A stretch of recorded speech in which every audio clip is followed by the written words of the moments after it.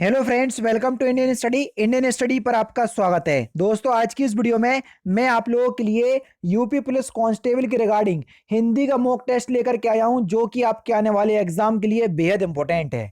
Video को and तक जरूर देखिएगा, क्योंकि लास्ट में मैं आपसे क्वेश्चन भी पूछूंगा और उसका आंसर आपको कमेंट बॉक्स में बताना होगा। साथ ही साथ इस वीडियो की पीडीएफ डिस्क्रिप्शन में टेलीग्राम चैनल का लिंक दिया हुआ है, वहां से आप प्राप्ति कर सकते हैं। तो चलिए दोस्तों, स्टार्ट करते हैं और देख लेते हैं पहला क्वेश्चन दोस्तों आपके सामने।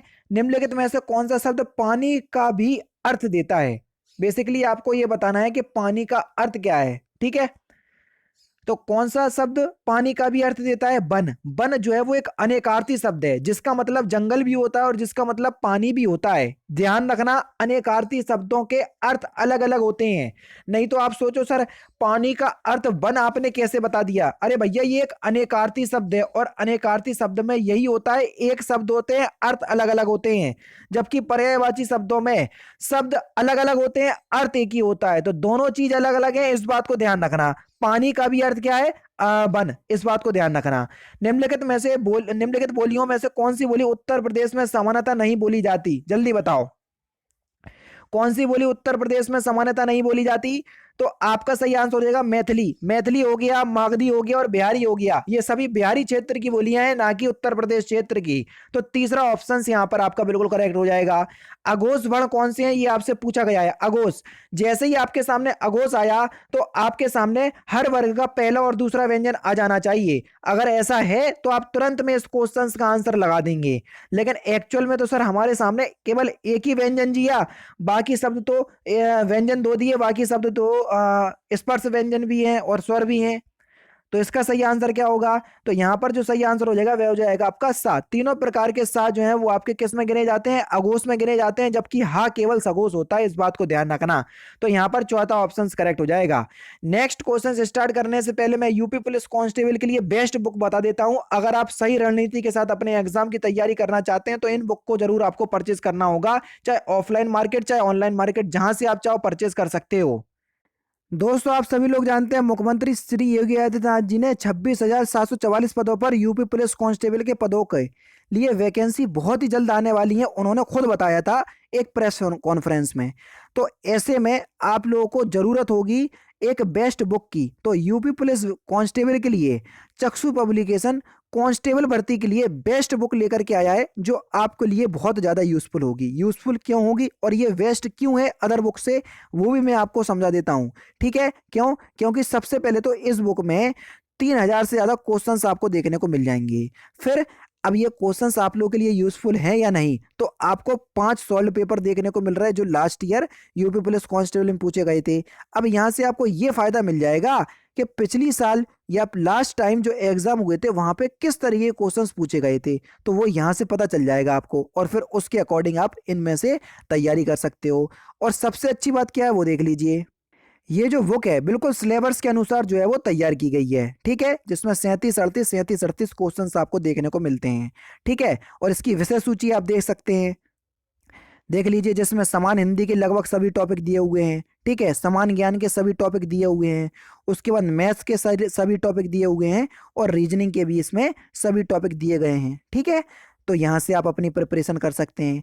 अब आप लास्ट ईयर का पेपर देख रहे हैं 2019 का, तो इसमें आपने सब कुछ देख लिया लगभग। ठीक है, लेकिन कुछ डाउट आपके हैं। 150 में से 150 तो आप कर नहीं पाओगे, क्योंकि कांस्टेबल में 150 क्वेश्चन आते हैं। ठीक है, वो तो कर नहीं पाओगे आप, कुछ में तो डाउट निकलेगा। तो आप जाओगे सर आंसर की तरफ, हम आंसर की तरफ गए। अब जिस जिस भी क्वेश्चंस में आपको डाउट है, तो देखो विद एक्सप्लेनेशन इन लोगों ने आंसर की दी हुई है, तो आप लोग एक्सप्लेनेशन के साथ जो है वो आंसर की दे सकते हैं। तो इसलिए ये यूपी पुलिस कांस्टेबल के लिए बेस्ट बुक है। आप इसको ऑफलाइन मार्केट और ऑनलाइन मार्केट दोनों जगह से परचेस कर सकते हैं, कहीं भी कोई दिक्कत नहीं है। ऑनलाइन परचेस करना चाह रहे हैं तो डिस्क्रिप्शन में लिंक है, फ्लिपकार्ट अमेजोन, जहां आपका मन हो वहां से आप परचेस कर सकते हो। जो बुक आपके लिए यूजफुल होती है जिस वैकेंसी के लिए, वो मैं आपको बता देता हूँ, फिर आपकी इच्छा के ऊपर डिपेंड करता है। डिस्क्रिप्शन में लिंक है, एक बार जरूर से चेकआउट कीजिएगा। नेक्स्ट क्वेश्चन से आपको कि मंदिर और मंदुरा युग्म का सही अर्थ कौन सा होगा? जल्दी बताओ। मंदिर का मतलब होगा देवालय और मंदुरा का मतलब होगा अश्वशाला, यानी कि इस क्वेश्चन का पहला ही ऑप्शन यहाँ पर आपका बिल्कुल करेक्ट। लड़का जल्दी से लपक कर पहुंचा, तो आपको बताना है जल्दी से पद का कौन सा भेद है? जल्दी से जल्दी से शब्द जो है वो एक क्रिया विशेषण शब्द है। दूसरा ऑप्शन से यहाँ पर आपका बिल्कुल करेक्ट हो जाएगा। मैंने रमेश से पत्र लिखवाया, भैया खुद काम नहीं करा, मैंने रमेश से काम करवाया। जब करता खुद काम ना करते किसी दूसरे से काम करवाता है तो वहां प्रेरणार्थक क्रिया होती है। तीसरा ऑप्शन करेक्ट। जातिवाचक संज्ञा शब्द आपको बताना है कौन सा जातिवाचक संज्ञा शब्द है, ये आपसे पूछा गया है। तो वकील शब्द जो है वो एक जातिवाचक संज्ञा शब्द है, क्योंकि एक पूरी जाति को जो है वो दर्शाता है वकील शब्द। चौथा ऑप्शन करेक्ट। जिस समास का पहला पद प्रधान हो उसे कौन सा समास कहते हैं, जल्दी बताओ। जिस समास का पहला पद प्रधान हो उसे कौन सा समास कहते हैं? जिस समास का पहला पद प्रधान हो उसे अव्ययी भाव समास कहते हैं। तीसरा ऑप्शन करेक्ट। दिए गए विकल्पों में से आपको शुद्ध वर्तनी बतानी है, जल्दी बताओ शुद्ध वर्तनी कौन सी है? सचिदानंद, बिल्कुल सही लिखा हुआ है। तीसरा ऑप्शन से यहां पर आपका बिल्कुल करेक्ट हो जाएगा। बेमेल को आपको चुनना है, कौन सा बेमेल है जल्दी बताओ। सेवा सदन, निर्मला गोदान, ये सभी जो हैं वो मुंशी प्रेमचंद्र की रचना है, जबकि चंद्रकांता देवकी नंदन खंतरी की है, ना कि मुंशी प्रेमचंद्र की। तीसरा ऑप्शन करेक्ट। यहां पर आपको बताना है मदरदानी शब्द में प्रयुक्त प्रत्यय कौन सा शब्द प्रयुक्त प्रत्यय आपको बताना है। मदरसानी शब्द में कौन सा प्रत्यय है? तो सही आंसर हो जाएगा आपका दानी प्रत्यय। चौथा ऑप्शन से यहाँ पर आपका बिल्कुल करेक्ट। निम्नलिखित में से प्रयुक्त सही उपसर्ग का चयन कीजिए। उत्कर्ण का सही उपसर्ग क्या हो जाएगा? तो उत्कर्ण का सही उपसर्ग हो जाएगा उत उपसर्ग। पहला ही ऑप्शन करेक्ट। कौन सा सर? पहला ऑप्शन से यहाँ पर आपका बिल्कुल करेक्ट हो जाएगा। ग्रस्त का विलोम शब्द आपको बताना है कि ग्रस्त का विलोम शब्द क्या होगा। तो ग्रस्त का विलोम शब्द हो जाएगा मुक्त। दूसरा ऑप्शन करेक्ट। कौन सा सर? दूसरा ऑप्शन करेक्ट। मदिरा शब्द का पर्यायवाची कौन सा नहीं है, ये आपसे पूछा गया है। मदिरा शब्द का पर्यायवाची अमी। अमी शब्द जो है ये अमृत का पर्यायवाची है, ना कि मदिरा का। जिसके बराबर कोई ना हो वाक्यांशों के लिए एक शब्द क्या होगा, उसको हम क्या बोलेंगे? जिसके बराबर कोई ना हो तो उसको बोलेंगे हम अनुपम। दूसरा ऑप्शन करेक्ट। क्या बोलेंगे सर? अनुपम। दूसरा ऑप्शन करेक्ट। निम्नलिखित विकल्पों में से अनेकार्थक शब्द का चयन कीजिए। अंग।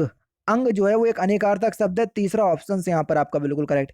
जुगवस्था का स्थायी भाव क्या होगा? जुगवस्था का स्थायी भाव, जुगवस्था का स्थायी भाव किस रस से संबंधित है? तो सही आंसर हो जाएगा विवश रस। कौन सा रस? विवश रस। तीसरा ऑप्शन करेक्ट। छंद पढ़ते समय आने वाले विराम को क्या कहते हैं? छंद पढ़ते समय आने वाले विराम को क्या कहते हैं? छंद पढ़ते समय जो विराम आता है ना उसको हम यति कहते हैं। क्या कहते हैं? यति। दूसरा ऑप्शन करेक्ट। अंबर पंगट में डूबो रही तारा घट ऊषा नागरी में कौन सा अलंकार है? तो यहां पर कौन सा अलंकार है? तो सही आंसर हो जाएगा रूपक अलंकार। तीसरा ऑप्शन करेक्ट। चौकी शब्द का आपको तत्सम शब्द बताना है कि चौकी का तत्सम क्या होगा। चौकी का तत्सम हो जाएगा आपका चतुष्पादिका। तीसरा ऑप्शन यहां पर आपका बिल्कुल करेक्ट। अज्ञान का आपको तद्भव बताना है कि अज्ञान का तद्भव क्या होगा। अज्ञान का तद्भव हो जाएगा अजान। दूसरा ऑप्शन यहां पर आपका बिल्कुल क्या हो जाएगा सर? करेक्ट हो जाएगा। ठीक है। अज्ञान का जो आपका तद्भव होगा वो क्या हो जाएगा? अजान। आप लोग पहला ऑप्शन सोच रहे होंगे अनजान, वो नहीं होगा, ध्यान रखना। दूसरा ही ऑप्शन होगा, ना मानो तो चेक कर लेना। मिस्र वाक्य क्या है? जिसने मेरे से अकेडमी में पढ़ी है हिंदी बिल्कुल तुरंत में पहचान लेगा। ठीक है। ज्यों ही वह घर से निकला त्यों ही वर्षा होने लगी। अब आप बोलोगे सर आपने कैसे पहचान लिया कि ये मिस्र वाक्य? अरे भैया ज्यों से वाक्य स्टार्ट हो, थोड़े दूर पे आपको त्यों मिल जाए या कॉमा मिल जाए तो वहां से आप पहचान जाओगे कि ये मिस्र वाक्य का उदाहरण है। जिंदगी में नहीं पहचान पाओगे वरना। ठीक है। एक बार आओ तो अन अकेडमी पर, तो आपको पता चलेगा कितना क्वालिटी कंटेंट प्रोवाइड करवा रहा हूँ। आए ते हरि भजन को ओटन लगे कपास, इस लोकोक्ति का सही अर्थ क्या है जल्दी बताओ। आए ते हरि भजन को ओटन लगे कपास। तो सही आंसर हो जाएगा वांछित कार को छोड़कर अन्य कार में लग जाना। दूसरा ऑप्शन करेक्ट। क्या सर? वांछित कार को छोड़कर अन्य कार में लग जाना। दूसरा ऑप्शन यहाँ पर आपका बिल्कुल करेक्ट। आंखों में गड़ना इस मुहावरे का सही अर्थ क्या है जल्दी बताओ। आंखों में गड़ना इस मुहावरे का सही अर्थ क्या है? तो सही आपका आंसर क्या हो जाएगा? वस्तु को पाने की उत्कृष्ट लालसा रखना। चौथा ऑप्शन से यहाँ पर आपका बिल्कुल क्या हो जाएगा सर? करेक्ट हो जाएगा। शुद्ध विराम चिन्ह को आपको पहचानना है। Question number 138। आप शायद पटना के रहने वाले हैं। चौथा ऑप्शन से यहाँ पर आपका बिल्कुल क्या हो जाएगा सर? करेक्ट हो जाएगा। क्वेश्चन वहां का आएगा क्यों? क्योंकि भैया यहाँ पर कुछ कंफर्म बात नहीं है इसलिए, है ना। नेक्स्ट क्वेश्चन देखो। यहाँ पर आपको बताना है कि निम्नलिखित शब्दों में से एक का अर्थ पतवार है। जिसका अर्थ पतवार है वो आपको बताना है। किसका अर्थ पतवार है? तो सही आंसर आपका क्या हो जाएगा सर? जल्दी बताइए। तो पतवार का जो अर्थ होता है वो होता है करूबार। क्या होगा? करूबार। करूबार लिख लेना, यहाँ कण लिखा हुआ है जो कि गलत है। ठीक है, कर्ण तो खुद कान का पर है बची, तो करुवार लिख लेना, यहाँ दूसरा ऑप्शन यहाँ पर आपका बिल्कुल करेक्ट। विशिष्ट अवसर पर विशिष्ट लोगों के समक्ष दिया गया विद्वतापूर्वक भाषण क्या कहलाता है? तो उसको हम क्या कहते हैं? तो आपका जो सही आंसर हो जाएगा वह हो जाएगा सर अभिभाषण। और लास्ट क्वेश्चन, नी प्लस कलंक का सही अर्थ क्या होगा? ठीक है, नी प्लस कलंक का संधि क्या होगा? तो इस क्वेश्चन का आंसर आपको कमेंट बॉक्स में बताना है। ठीक है, तो दोस्तों ये थे आपके लगभग, देखो कुछ क्वेश्चंस यानी कि 9 क्वेश्चंस आज सीधे के सीधे गद्दांश में चलेगा, तो कोई दिक्कत वाली बात नहीं है ना।